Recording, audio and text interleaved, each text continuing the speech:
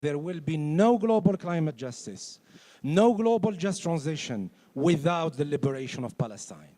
Palestine, in a way, concentrates all the ugliness and the contradiction of the capitalist imperialist system, and it shows its general tendency towards more violence, more militarism, more war, and cruel use of outright violence.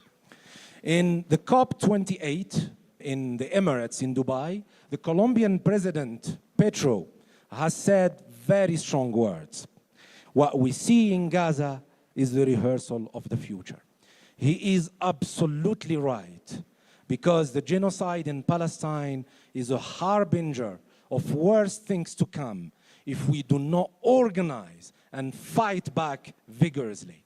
The global ruling classes and the empire are already willing to sacrifice millions of black and brown bodies, as well as poor white working class, to maintain their profits, the accumulation of capital, and their domination. We've seen that clearly at COP29 in Azerbaijan.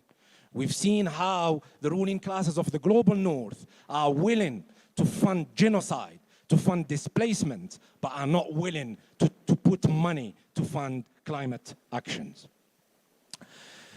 I think it's really hard to find the right concepts or the right words to describe the utter destructions that is taking place in Palestine.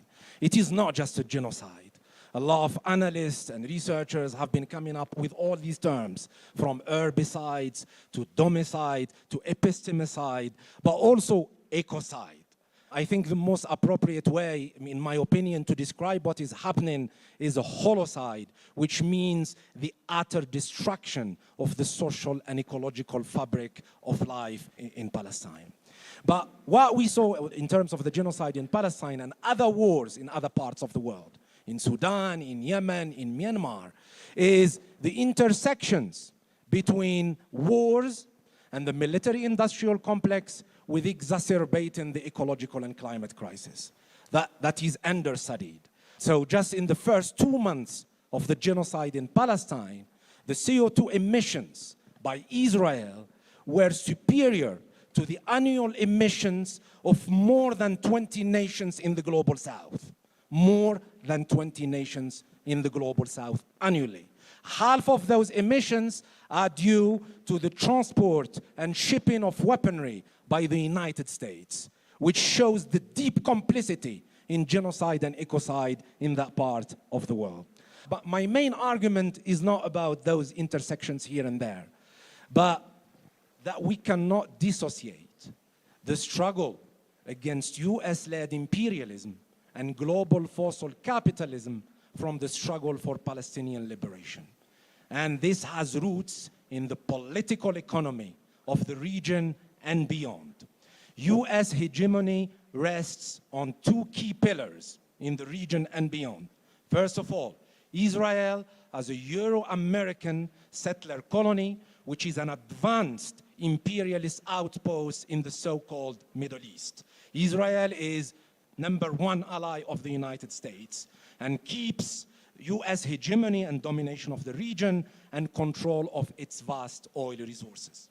The second pillar are the reactionary oil-rich Gulf monarchies. The United States and its partners have done everything to approach these two key pillars in order to integrate Israel politically and economically in the region from a dominant position. And the recent normalization deals that we've seen, Emirates, Sudan, Bahrain, and probably Saudi Arabia in the near future, are meant to cement US-led imperialism in the region. So based on all what I said, I strongly think that Palestine, the Palestinian cause, is not merely a moral, a human rights issue, but is fundamentally and essentially a struggle against US-led imperialism and global fossil capitalism. So basically, there will be no climate justice, no just transition, without the dismantling of the deeply racist Zionist settler colonial state of Israel and the overthrow of the reactionary Gulf monarchies. Now, what should we do? when we have that kind of analysis.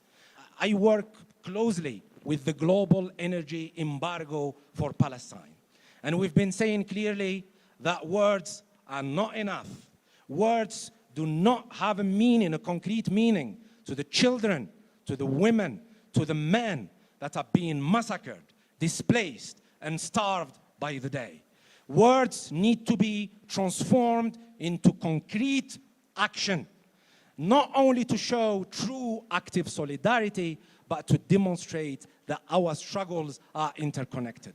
And again, Colombia has shown the way when they stopped the export of coal to Israel. We need the same thing from South Africa.